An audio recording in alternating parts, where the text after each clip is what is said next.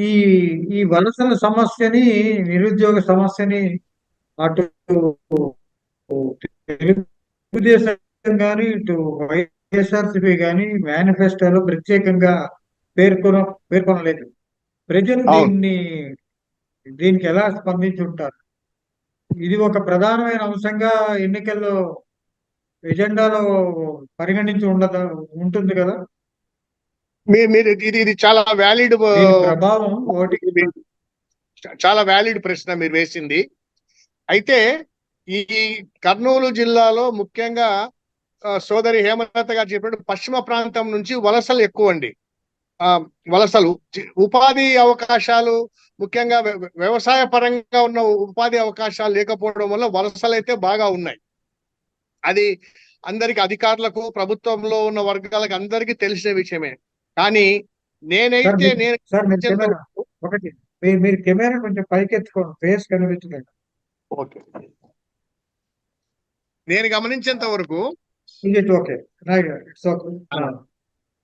నేను మీడియాలో, ప్రింట్ మీడియాలో కానీ, ఎలక్ట్రానిక్ మీడియాలో కానీ నేను గమనించేంత వరకు సార్, ఎవరే కానీ ఏ రాజకీయ పార్టీ కూడా మా ప్రభుత్వం వస్తే లేదా నేను ఈ ఏరియాలో గెలిస్తే వలస నివారణ చర్యలు ఫలానవి చేపడతా అని చెప్పి ఒక్క హామీ కూడా ఇచ్చిన దాఖలా లేదు సార్.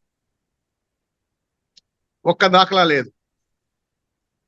ఆ విషయంలో డెఫినెట్ గా అన్ని పార్టీలు కానీ, అన్ని పార్టీల నాయకత్వాలు కానీ ఫెయిల్ అయ్యాయని చెప్పొచ్చు. దాన్ని ప్రజలు ఎలా స్వీకరించారనే దానికి వచ్చేటప్పటికి ఈ గ్రామీణ వాతావరణంలో స్థానికంగా ఉన్న నాయకత్వాన్ని దాన్ని బట్టి ఎక్కడెక్కడి నుంచో వచ్చి ఓట్లు వేసి పోతుంటారు.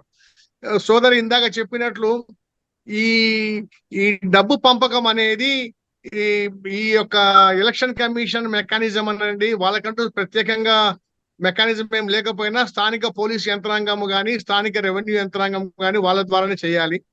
They have miserably failed in that aspect. అందరూ కూడా మాకు ఈ రోజు 1000 రూపాయలు ఇచ్చినారా, ఎవరు 1000 ఇచ్చినారు, అట్లా ఈ రకంగా చూసే ఓటింగ్ ప్యాటర్న్ జరిగినట్లు భావిస్తున్నానండి.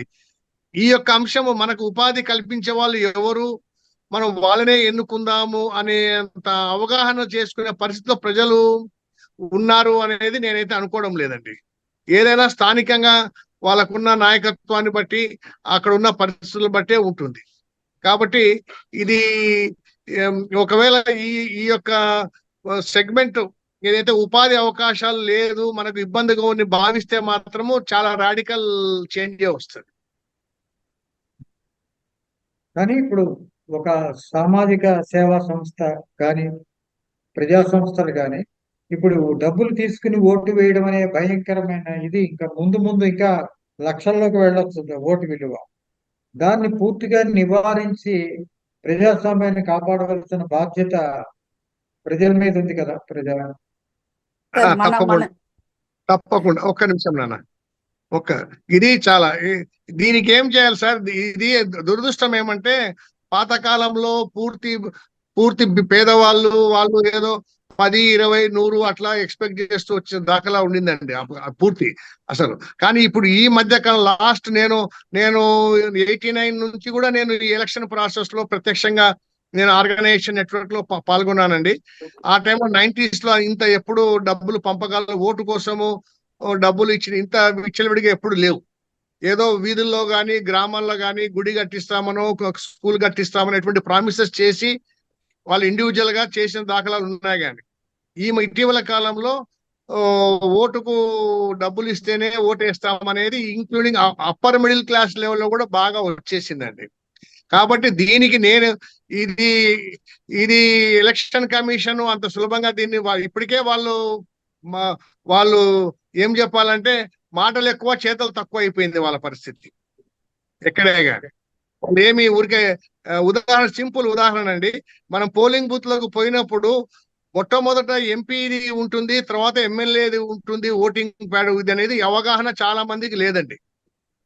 అందరికీ తెలియాలంటే అక్కడ ఎంపీ ఎమ్మెల్యే అని పెట్టి సింబల్ పెట్టింటే కూడా బాగుండేది.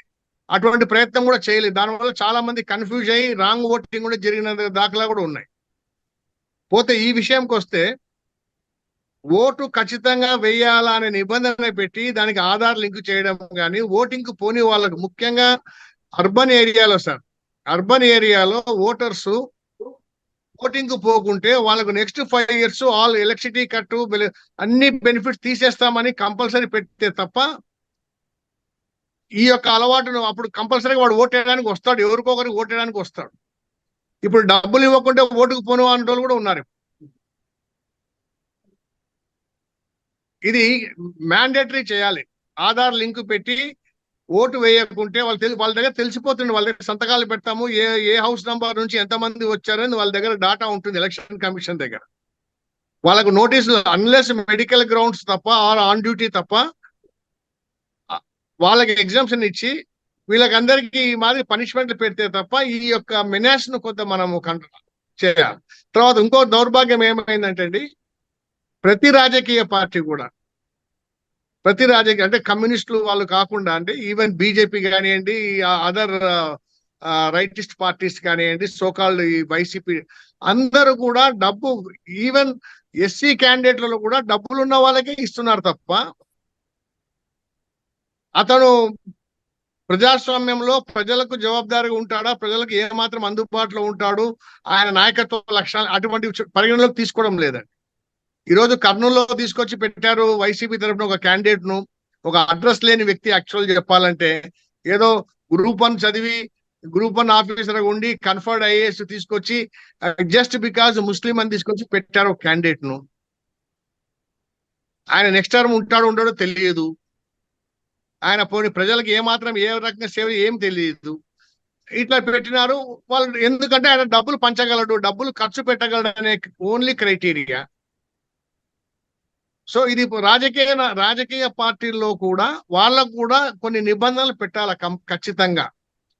ఓన్లీ డబ్బులు ఉన్న వాళ్ళనే క్రైటీరియాగా తీసుకొని వాళ్ళను సెలెక్ట్ చేయకూడదు అనేది కూడా మనము ఆలోచన చేయాల్సిన అవసరం అయితే ఉంది సార్.